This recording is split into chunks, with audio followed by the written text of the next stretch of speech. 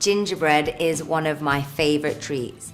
First of all, make sure you have a cappuccino cup, 10 centiliters of milk, a teaspoon of maple syrup, and half a slice of gingerbread.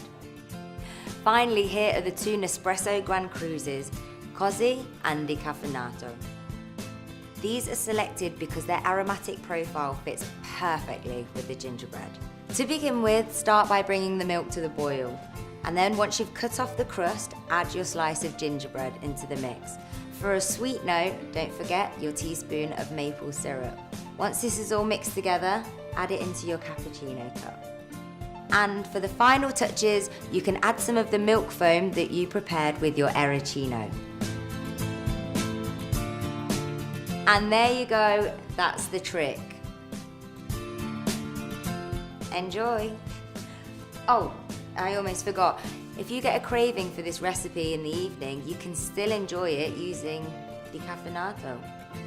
See you soon.